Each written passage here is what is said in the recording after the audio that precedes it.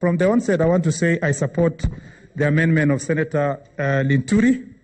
And Mr. Speaker, my support is necessitated by the spirit of give and take, because, Mr. Speaker, the ideal position would have been to go with the amendment of Senator Sakaja as it is, but because, Mr. Speaker, some counties wanted to start earning, Mr. Speaker, a higher allocation based on the new formula, and that we needed to mitigate the losses that the other counties were getting, Mr. Speaker, I support this amendment.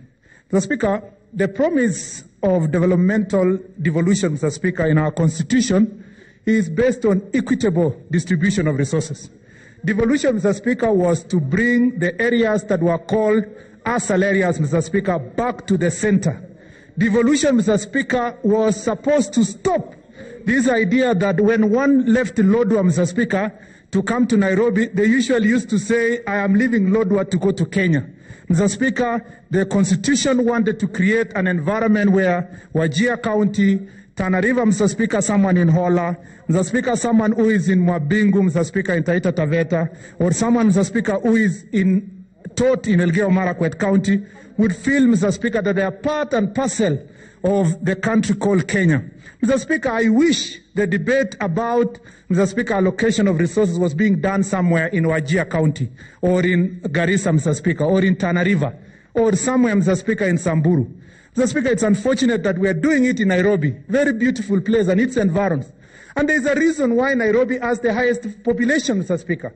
There is a reason why Kiambu has the highest population. There is a reason why Uasin Gishu has the highest population. There is a reason why Mombasa has the highest population, Mr. Speaker. The reason being that these are areas that are greater promise because the government from colonial times invested in these areas. Mr. Speaker, the Constitution, through devolution, wanted to open up new areas of development, Mr. Speaker, so that in future the population of Isiolo will increase, Mr. Speaker, because opportunities have been created in Isiolo. Mr. Speaker, I have been asked many questions about why I support, Mr. Speaker, this motion and why Elgeyo Marakwet is gaining money. And I'm opposed, Mr. Speaker, to a formula that makes the other counties lose 2 billion. Mr. Speaker, I want to reiterate what I said already to the public. The people of Elgeyo Marakwet sent me to the Senate, not, Mr. Speaker, to fight for resources with my fellow counties, Mr. Speaker. It was not so that I can go back to them and tell them, behold, I have brought you money that was meant for Tana River. I have brought you money that was meant for Taita Taveta. I have brought you money that was meant for Isiolo or Samburu, Mr. Speaker. Mr. Speaker, the primary responsibility of this House under Article 96 should be to fight for greater allocation to the county government, Mr. Speaker, so that then the cake that goes to the county government is higher, Mr. Speaker. Mr. Speaker, there has also been this argument that has been presented that insofar as devolution is concerned, the people who are in higher population areas are the ones who raise more money. That's not true. Mr. Speaker, Mombasa County perhaps generates higher revenue to this country than, Mr. Speaker, many of the counties that are boasting of higher population. Narok County, which was supposed to lose under the Kibiru's formula and the committee formula, Mr. Speaker, almost $1 billion.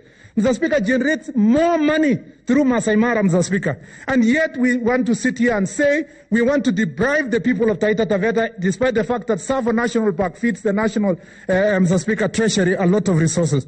That's why I stand here to say, because injustice anywhere is injustice everywhere, it's my responsibility to exercise my duty as a national patriot that, Mr. Speaker, if more money have to go to Elgeyo Marakwet County, it should not be at the expense of our sister counties that are missing development. And if national government really loves Elgeyo Marakwet County, why give us 300 million and steal from us Arora and Kimwarer Dam of 63 billion, Mr. Speaker? And, Mr. Speaker, marginalize that county because the argument has always been it's a smaller county, we should not give them bigger development. If national government want to show their love